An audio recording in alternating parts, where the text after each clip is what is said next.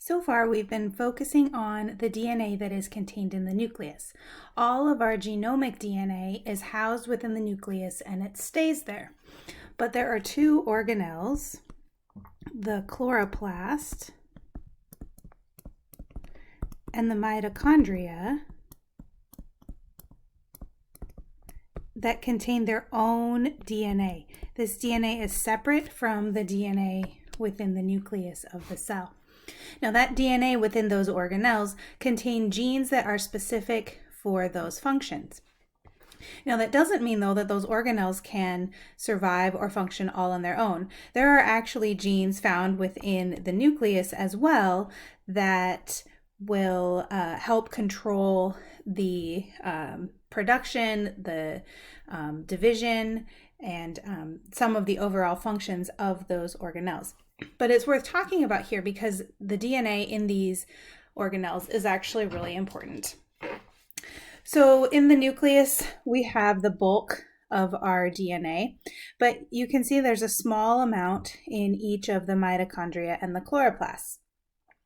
Now, what's interesting about this DNA in both of these organelles is that the DNA is circular and it's small. So small circular DNA. So if you think about where we've heard that before, small circular DNA, you might remember that we were talking about the DNA within a bacteria. Now, we talked about plasmid DNA, which is really tiny circular DNA, and then we talked about the bacterial genomic chromosome, which is larger than plasmids, but it's still small. It's still small circular DNA. So just a quick recap on the functions of these organelles. The chloroplast works in photosynthesis. That is, in plants, it takes energy from sunlight and converts it into chemical energy that can be used in a cell. In the mitochondrion, we take that chemical energy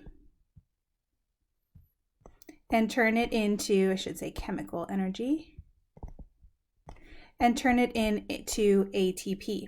So the chloroplast essentially stores the energy that it fixes from sunlight in the cell, and then the mitochondrion converts that into usable energy for the cell. Mitochondrion are found in all eukaryotic cells. So plant, animal, fungi.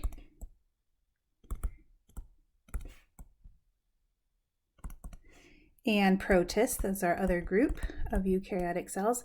Chloroplasts are only found in plants. So, those are unique to plants. So where does this DNA come from? Well, this DNA comes from essentially a symbiotic relationship that formed between an ancestral eukaryotic cell and one or more bacterium. So our book calls this the symbiogenesis hypothesis. It's a bit of a mouthful. If you've taken biology at SWIC, the books that we use here call it the endosymbiotic theory or the endosymbiont theory. I will most likely call it the endosymbiont theory. Just keep in mind that symbiogenesis is basically the same thing. So a symbiosis is a mutually beneficial relationship. So symbiogenesis just means origins in a mutual relationship. The term endosymbiotic is essentially the same thing. It means a symbiotic relationship where one organism is contained within the other. So the lines of evidence that suggest this theory that mitochondria and chloroplasts, and essentially the origin of eukaryotic cells in this symbiogenesis hypothesis, is that these mitochondria and chloroplasts have bacterial-like DNA.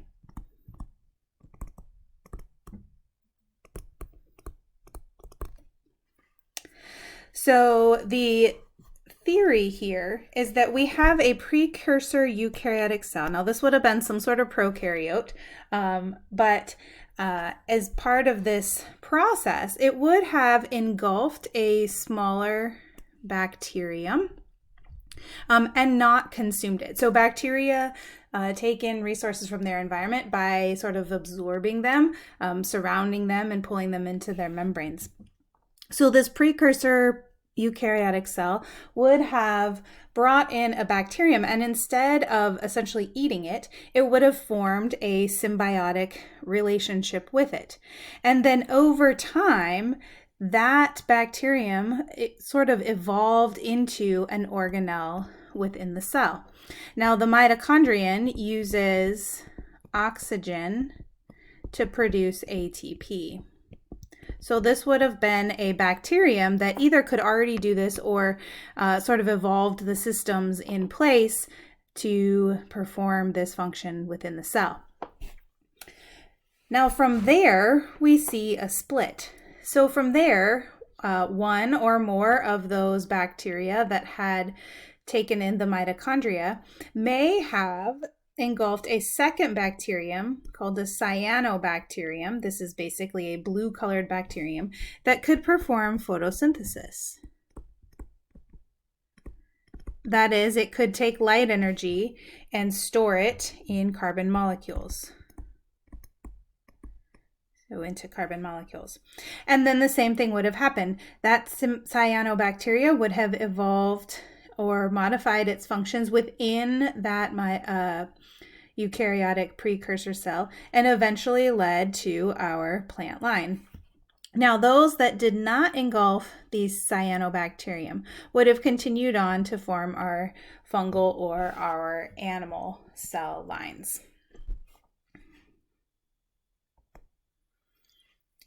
So let's go back to the nucleus.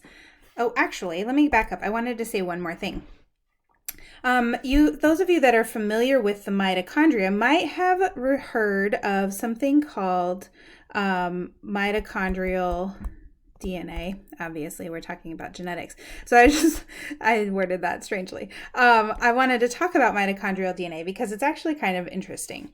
So when you have an egg and a sperm, the egg is essentially a really big single cell, and the sperm is, for all intents and purposes, just a packet of DNA. There are no organelles. So when the sperm fertilizes the egg, basically it contributes DNA and no other organelles. That means that the egg passes on its organelles to its offspring. So mitochondrial DNA is actually sort of interesting in that you see inheritance through the mother. So you can use this to determine female ancestral relationships. So you might be familiar with the term mitochondrial Eve. This is sort of a theoretical individual who would have been sort of the mother of all humans. And there is this idea that there are sort of 7 founding females, I believe it's 7, in different regions that are sort of like these ancestral founders of different populations of humans. So that's really interesting. If you have a mutation in your mitochondrial or your chloroplast DNA, that's going to lead to a dysfunctional cell. If your mitochondria is dysfunctional, the whole cell is going to be dysfunctional.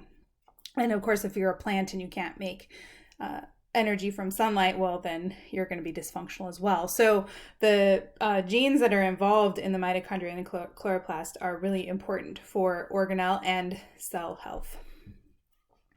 All right, we can move on now. All right, so let's go back to the nucleus, and let's talk about a little bit more specifically about that genomic DNA that we find in the nucleus. So here's our karyotype again. Remember, this is sort of a picture of the chromosomes, the metaphase chromosomes within a nucleus. So just recall that we have 23 pairs of chromosomes. And that'll be important in just a minute. If you are female, you have 2 X chromosomes. And if you are male, you have an X and a Y. And remember, this image does not show the Y chromosome. The Y chromosome is a small little chromosome, one of the sex chromosomes. All right, so chromosome number varies by species, anywhere from 2 to hundreds. So what this means is that each species has its own specific number of chromosomes, and that specific number of chromosomes helps to define it as a species. So we have our 2 pairs of 23, or 46 total chromosomes. Chimpanzees have, I believe, 48. Hedgehogs have something crazy like 156. I don't know. There's a whole bunch of different examples of types of chromosomes. Dogs have 78 chromosomes. Fruit flies have 8. If you remember from our lab a couple of weeks ago, making them really good for genetic studies because they have a small number of chromosomes. Ferns, we talked about ferns very, very briefly at the beginning of this lecture. They have hundreds of chromosomes. Plants tend to have more chromosomes than animals do. So 1 chromosome is equal to 1 double-stranded DNA molecule. Actually, I'll come back to that. And then each chromosome has a specific DNA sequence. So that means the sequence of base pairs on the chromosome number 1 and the genes that it encodes is different than the sequence on chromosome number 2 and the genes that those can encode. And that's different from, say, chromosome 5. Chromosomes differ in their length and their physical structure. We'll talk about that in just a minute. And also in the regions, the types of characteristics of that specific piece of DNA.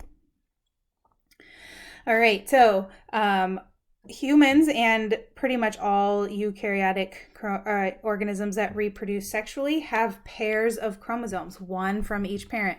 So remember, 1 comes from mom and 1 comes from dad. For the pairs of chromosomes, they are going to have similar DNA sequence and encode the same genes. These pairs are called homologous chromosomes. Okay, so this does not mean that they are identical, but let's say we have a chromosome from mom and it encodes blue eyes. And maybe over here it encodes lactose tolerance. Okay, so you have the ability to break down lactose. And then let's say we have dad's chromosome, and maybe dad's also encodes blue eyes, but maybe his encodes lactose intolerance. All right, so you can see we've got the same length, or essentially the same length there. Blue eyes at the same location, lactose ability, breakdown ability or inability at a different location. So it is encoding the same gene here, same type of gene, but there are 2 different versions of it. So they're going to be very similar, but they are not going to be identical. So I want to introduce a couple of terms here. Ploidy refers to the number of sets of chromosomes. So humans have 2 sets or 2 copies of every chromosome. So we've got 1, 2 copies of every type. So humans are diploid. That means 2 copies or 2 sets. Gametes, or the sperm and egg, are haploid. That means that they each contain half or 1 set of the total number of chromosomes. Now, the reason for this is that mom and dad are each going to contribute 1/2 of the chromosomes. You can have other things like tetraploid. This means you have 3 sets of chromosomes. So humans are diploid. That means they have 2 copies of all 23 chromosomes for a total of 46. We're going to introduce some notation here. If you are going to write out that a cell is diploid, you're going to use the notation 2n equals, and then equals the total number of all the copies, which is 46. Haploid is going to be written as n, or 1 copy of each type of chromosome for a total, for a total of 23. And then, of course, if you have tetraploid, you're going to have 3n equals, 36 or whatever it equals, just using an example here. So this diploid haploid tends to confuse people. So if you have questions on this, especially when we start getting to cell division, make sure that you are asking. Make sure you're asking me where we're haploid, how this happens. And I'll actually talk about that a little bit more when we start talking about fertilization. But I want to introduce them here. So you need to know if you are talking about somatic cells, those are all our other cells, our skin cells, liver cells, things like that. Or if we're talking about our gametes, which is our sperm and eggs.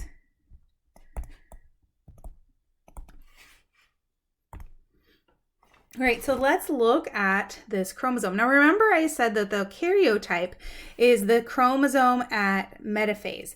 Now this is another thing that students tend to get confused on. So this picture on the right is our metaphase chromosome. This is a highly condensed chromosome.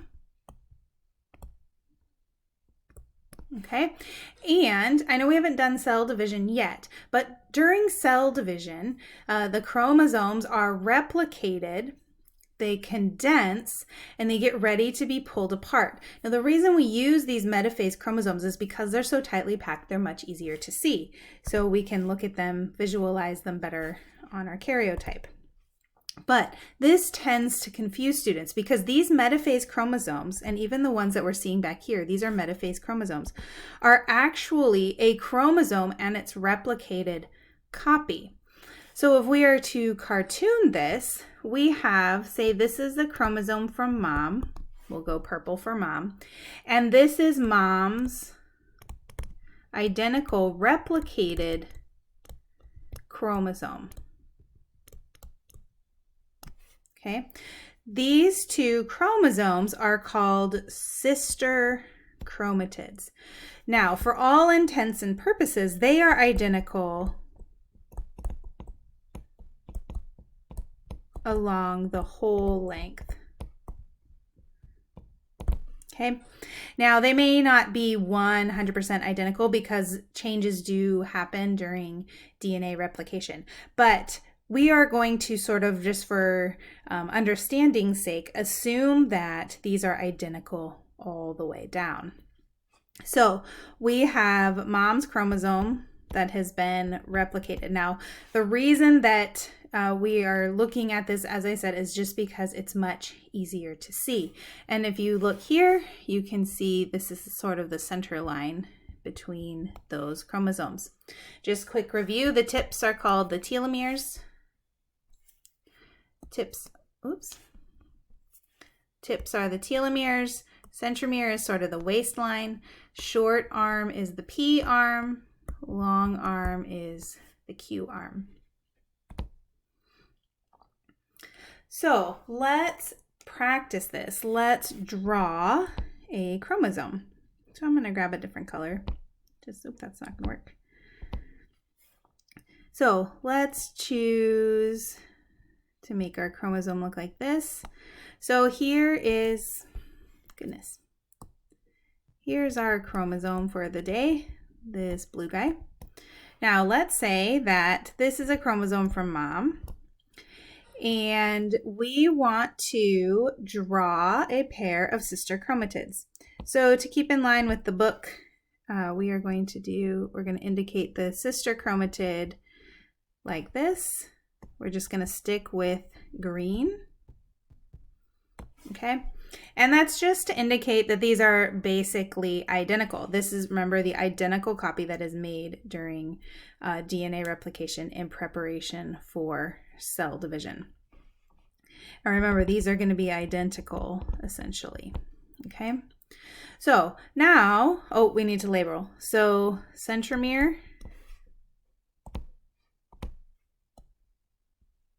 in the center. That's sort of the waistline. The tips are the telomeres.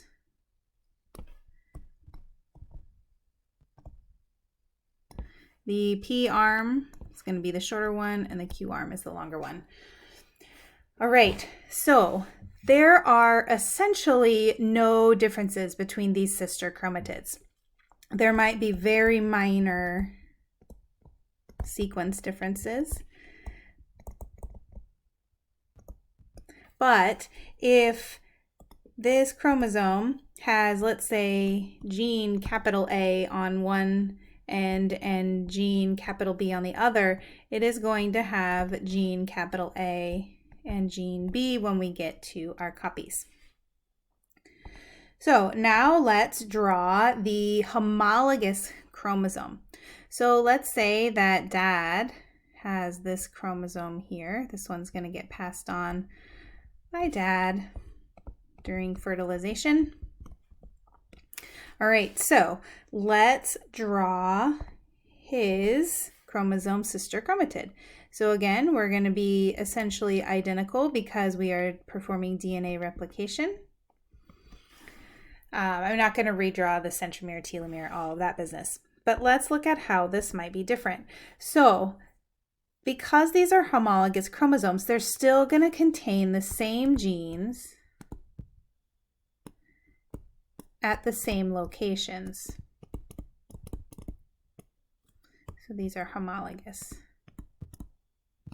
But they may not be identical. So using the example from earlier, if let's say A represents blue eyes, not blonde hair. If Dad also has blue eyes, then we're going to have the same gene there. But our other gene, that gene for lactose tolerance or intolerance, let's say that Dad has a different version there. So he might be version B. So our sister chromatids are going to be the same all the way along the length, but our homologous chromosomes may differ in gene version. So we might have different alleles here. So an allele is simply a different version of the gene. So if we're talking about eye color, it might be blue, it might be brown, it might be hazel, etc. Now I want to introduce one more term. That is locus. So locus is a specific location on a chromosome. So the locus for all of these genes on homologous chromosomes is going to be the same. If we have another type of chromosome, let's say we have a different type of chromosome, and we have our sister chromatid that is going to be essentially the same. Okay. However, because this is a non-homologous chromosome,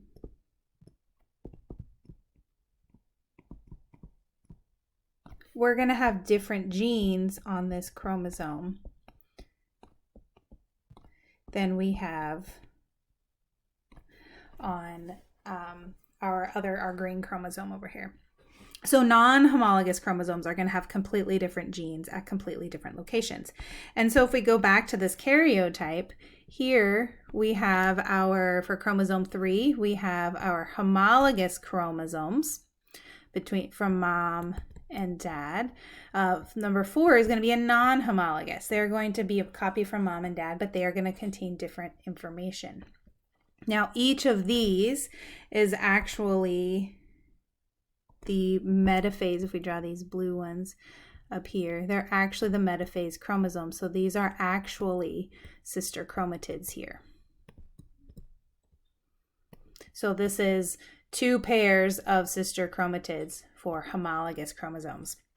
So this homologous chromosome sister chromatid business tends to trip students up. And it's one of those things like when you get it, and you're like, oh, yeah, totally get that. But sometimes it takes a while. And so sometimes students struggle with learning the difference. So I really like this page here, this particular slide. It just shows the different ways you're going to see your chromosomes. So you can see your chromosomes as a single copy. You can see them as their condensed metaphase sister chromatids, or you can see them as their homologous pairs. So let's say this was mom and dad. So the purple chromosome would have come from mom and the blue one from dad for chromosome 1. But notice they're all the same length and basically same anatomy. So the centromeres in the same location, that makes them homologous with the same loci. And then down here we can see sister chromatids, essentially identical, maybe a few base pairs difference. But the homologs, because we have different versions, different alleles at the different loci, there are many more differences between those chromosomes.